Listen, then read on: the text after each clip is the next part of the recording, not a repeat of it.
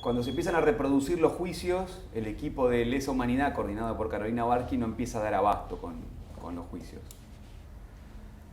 Entonces nos piden colaboración. Y bueno, a uno de los abogados que le piden colaboración es a mí. En ese momento empezaba ESMA, había como muchos juicios, había creo que Automotores Orletti, había como muchos juicios simultáneamente, y Vesubio, empezaba Vesubio. El recuerdo que yo tengo es que había un antecedente bastante preocupante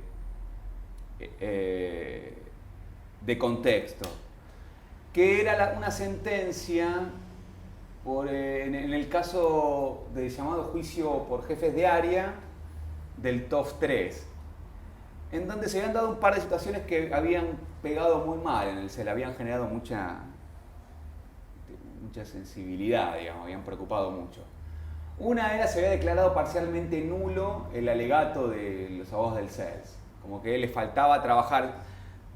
Eran esos típicos casos en donde habían cientos y cientos de víctimas, o sea, se acusaba a muchos imputados por cientos y cientos de casos. No recuerdo cuánto exactamente, pero era, claro, frente a esa situación, alegar por tantos casos implica probar que sistematizar la prueba de cada uno de esos cientos de casos, que es un trabajo enorme. Entonces, eso había sido un problema porque, cuando se había intentado esto de decir, bueno, miren, referencias así muy genéricas, quizá apoyándose más en lo que podría ser la fiscalía, ahí había habido, quizá de manera muy exagerada, había habido como una respuesta fuerte de la justicia desvalorando, digamos, ese trabajo del CELS. Entonces me acuerdo que había pegado mucho eso, había sido una cosa fuerte, era un nulo parte del alegato por falta de fundamentación. Y la otra era, bueno, se había planteado que los jefes de área no eran responsables en esa misma sentencia, y sobre todo con una idea que era muy preocupante, que era una idea de que había una parte de la represión que llevaba adelante la dictadura que no era ilegal. Estaba la parte legal y la parte ilegal, ¿no? Era un tema complicado que en este caso pegaba sobre todo porque acá también había en Vesubio como imputado un jefe de área, respecto del cual había poca prueba en términos personales, no había ninguna marca de él en el Vesubio, ¿no?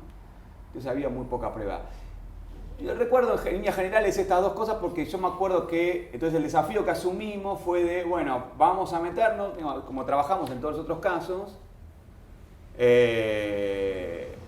para intentar, digamos, evitar que nos pase esto, digamos, hay que probar, eran 200 y pico, no me acuerdo cuántos casos eran en Vesubio 1, vamos a hacerlo con este cuidado, que sin duda implica un trabajo mucho mayor y mucho más arduo, y de distinta naturaleza al que siempre se había hecho en el programa del CEL que trabajaba con Lesa, que era más un trabajo muy sólido desde el punto de vista jurídico, pero para tirar abajo las leyes de impunidad, ¿no? Acá era una cosa más de, bueno, pero ahora el casito de tal, hay que probarlo con la misma fuerza que cuando querés hablar de, no sé, por qué a tal jefe de área le reprochás lo que le reprochás.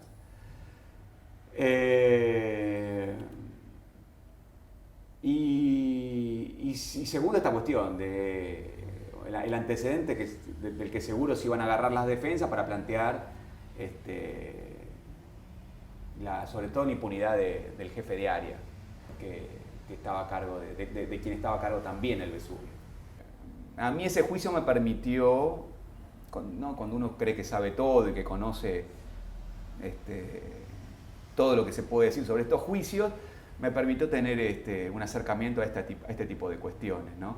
Por eso también cuando uno lee ahora, o hay quien critica, que se idealiza, que se idealizan los años 70 y se critica inclusive a los hijos desaparecidos que idealizan a sus padres. A mí la verdad que por eso una cosa es hablar en balde y otra cosa es tener contacto con las víctimas y contacto con estos juicios, ¿no? Una cosa es criticarlos, digamos, inclusive el que lo hace de buena fe pero sin haber participado de estos juicios, y otra cosa es participar y ver cómo se desarrollan y qué cosas están en juego ahí. Entonces, a mí me permitió ese acercamiento, ¿no? Ver ver que, digamos, no he visto idealización ni una interpretación ingenua de lo ocurrido en los años 70, mucho menos por parte de los hijos de las personas desaparecidas. Y sí he visto estos debates, inclusive entre las propias víctimas, que me han resultado muy enriquecedor para mí. Y me parece que eso es una virtud fundamentalmente de los juicios. Me parece que es una virtud fundamentalmente de los juicios, que permiten poner eso en carne viva de una manera que ninguna comisión de la verdad ni ningún otro contexto institucional lo habilita o lo habilitaría.